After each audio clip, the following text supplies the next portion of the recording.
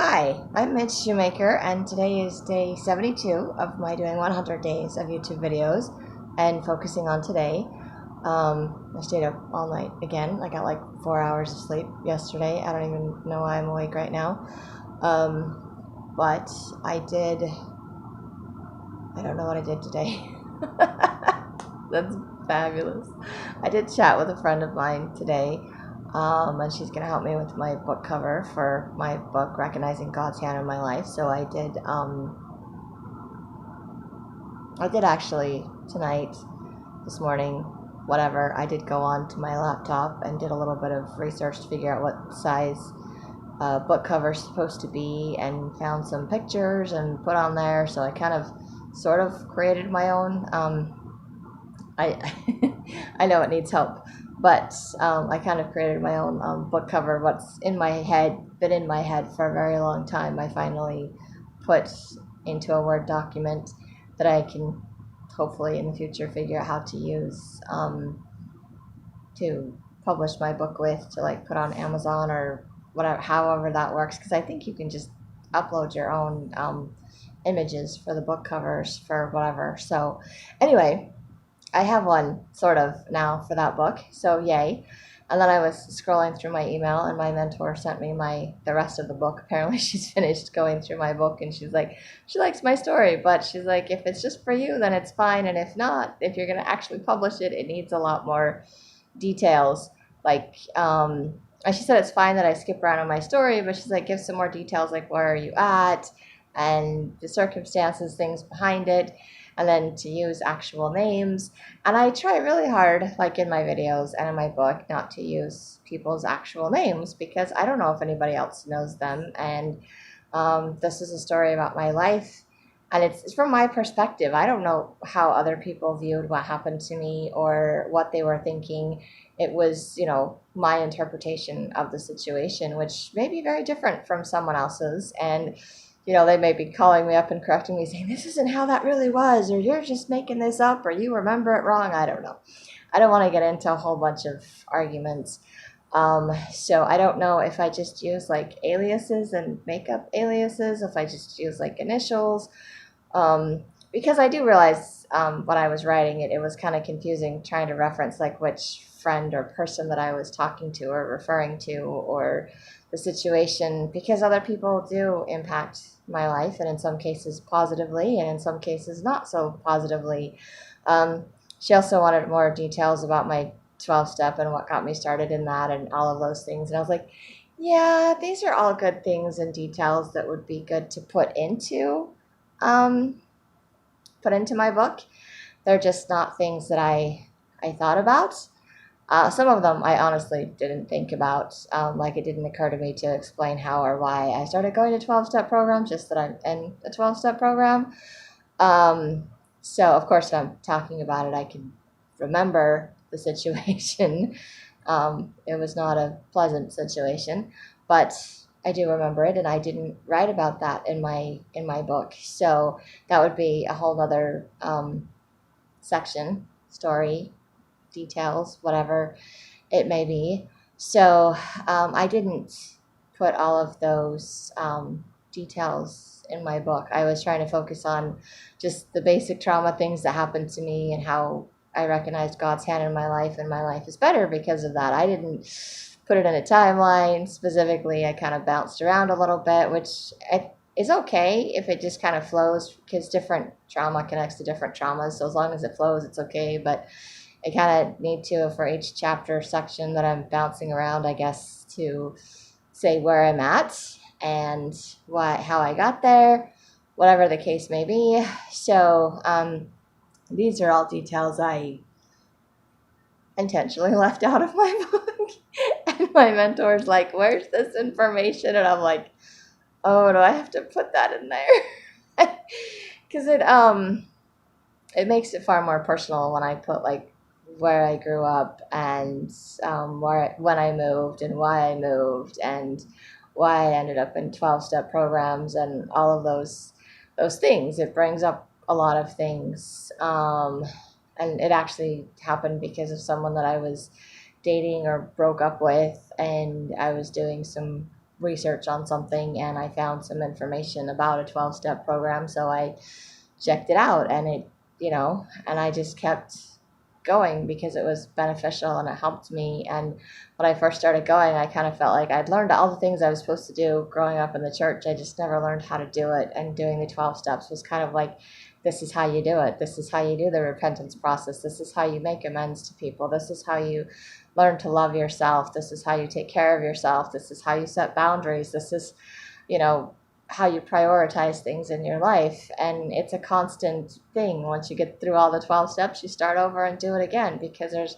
many layers of things. And so, and then there's other people. As you sit around in a group and talk, it's kind of like group therapy, just listening to other people, and then they just listen to you. And you just hear people's stories and you just share yours, or you share what you're going through at the moment, whether it's happy or sad or whatever it is. And you let people cry. You cry yourself because everyone else lets you cry in those rooms. And it's just a safe place to open up and to just connect with other people that come from similar backgrounds or struggling with similar things in life. And so it's been very beneficial for me to go to those meetings. Plus, it's like if you go, you just donate to help pay for the cost of whatever space that they're renting, or pay for whatever books that you get. So it's kind of like you just donate $1 or $2 a week, and it's much more affordable than like counseling or other things, which do help and are supportive too. I'm not saying they're not. It's just, it's finding the balance. So for me, that's why I did it. And I went originally to Al-Anon, which is for friends and family of sexaholics, because I was engaged to a guy that was addicted to pornography. And I did not write about that in my book, but I guess I can. And then my sponsor in that program kept telling me I needed to go to Al-Anon because they have a lot more meetings. They've been around a lot longer, and it's just another way to be supportive and balance things out. And so Al-Anon is for friends and families of alcoholics. And although I can't say there's any specific alcoholics in my life, I believe my biological dad may have been a drug addict. I also think he may have been a sex addict, which is also stuff that I could put in my book. I just never did that. But if I did a thing, I could do a whole chapter on 12-step, and I could just talk about the different things that got me into the program, the realizations that I've had about my family of origin, basically the terminology and things like that. So that's something that I hadn't really considered putting into my book, but it's definitely a God thing that got me to the 12-step programs, and it's definitely something that's helped me in my life and continues to help me and bless my life. So it is probably something that does belong in my book. It's just not something I thought about when I was writing it. So that would just be another chapter somewhere in the book. I wasn't planning on extensively going into all of those details or clarifying who all the people were in my life. And so I did open it up. I did kind of scroll through. She didn't make a whole lot of comments in there, just what she put in the email, some little side notes, some corrections of my grammar and sentence structure, told me I don't need as many commas in there as I have. So, it will require work to go back through each chapter and look what she put in there and pray about what I can add or change and figure out what to do with the names, because I don't know what to do with the names. I don't want to give away someone else's anonymity. I don't want to tell someone else's story. I just want to tell my own story, which is what I do in these videos. And in these videos, I try to clarify, my friend, my vision board friend, and she's the one that's helping me with my book cover, and not the one that moved away that was supposed to help me with my book covers. She's the artiste, and I need her to do my other one for my Lanoia book, but haven't done that. And my park friend and my 12-step friend and my sponsor and my adopted parents, things like that. I say in my videos, but I don't say their names. Maybe Mom and Dad Shoemaker, because Shoemaker, Vince Shoemaker, kind of anyway. it's mom and dad. Or, like my sister, reference to my sister or my siblings. But I try not to use people's actual names because I don't know. I may never become famous on these videos, which is fine. Um, but I don't want to tell other people's stories, and I know that everything's jaded from my point of view. I'll be honest, I think everybody does that. We all see things from our own point of view, from our own perspective, based on things that have happened to us in our lives and how we've reacted or responded to them, what we've processed, what we've let go, what we've learned. Sometimes I'm a lot more compassionate, understanding of other people because I'm being more compassionate, understanding to myself, and sometimes I'm just really frustrated and avoiding myself in my life, and so I lash out at other people, or I take other things personally that people said or did when they don't mean it that way. Sometimes I think I make way too many excuses for people when I should be setting boundaries and keeping them out of my life because what they're choosing to do is affecting me in a negative way, and I don't need to be around that negative energy. And sometimes I'm the one that has the negative energy, and I'm pretty sure nobody wants to be around me, myself included sometimes. So I realized that in writing my book, it is my personal experience, it is my perspective, my viewpoint, and I do know that in working the steps and in writing this book, my viewpoint, my perspective has changed, and even my perspective and my view of things has shifted quite a bit since I started doing those gratitude videos. I did those 100 days of gratitude, and really my attitude and my perspective of things has shifted a whole lot doing that.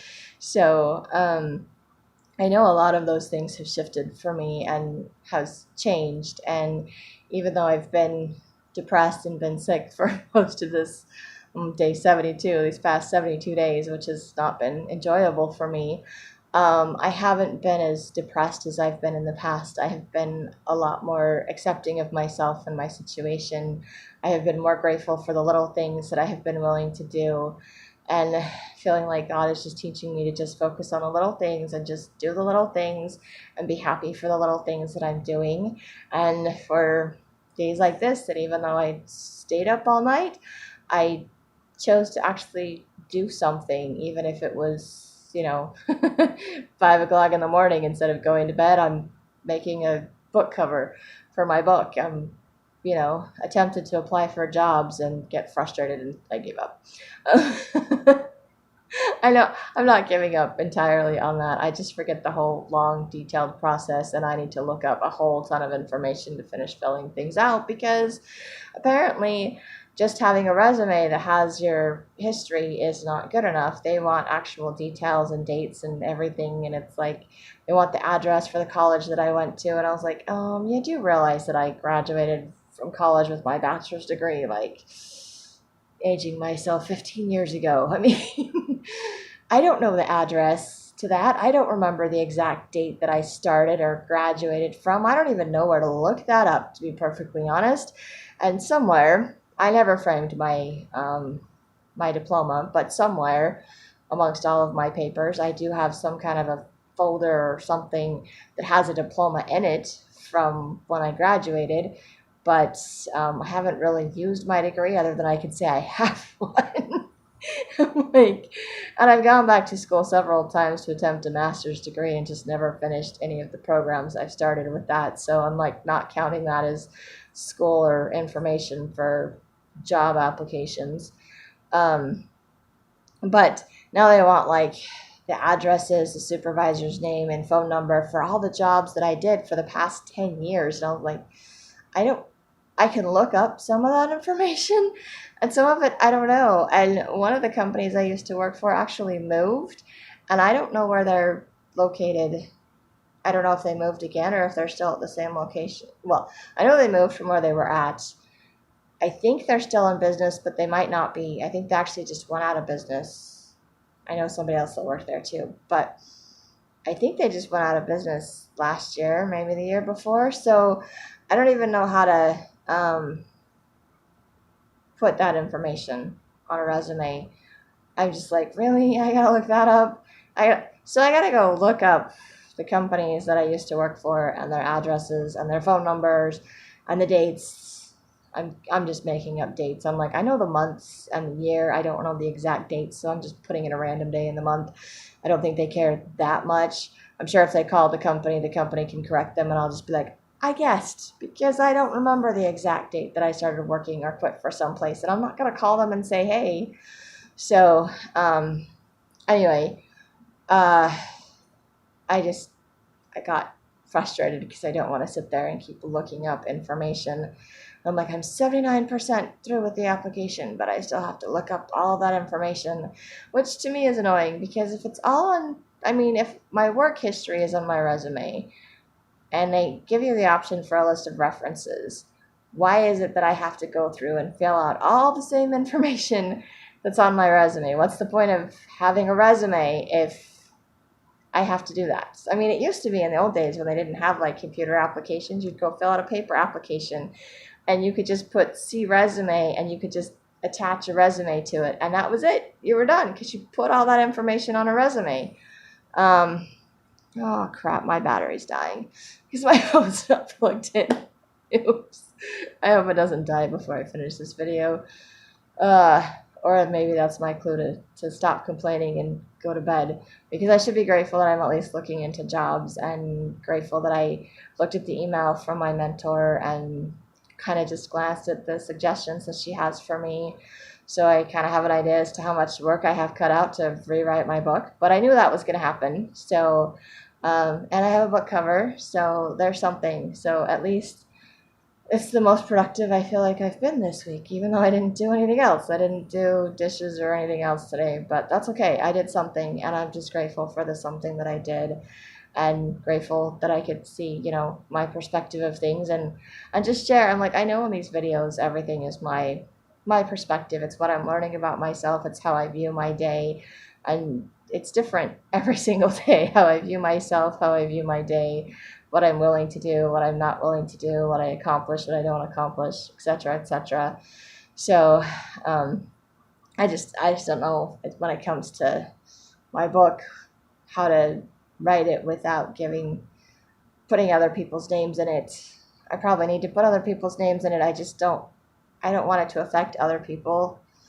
Ugh, that's coming out all wrong.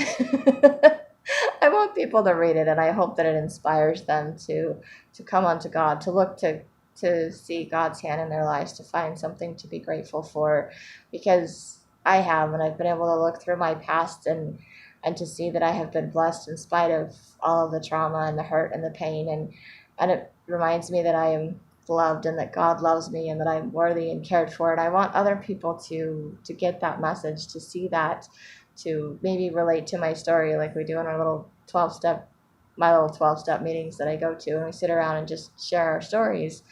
But I don't want to tell someone else's story in my book. And again, it's my point of view and my perspective. So I don't want to feel like I'm throwing somebody under the bus, although I'm pretty sure with my biological dad I am. But anyway, so I don't know. I will have to work that out at some point.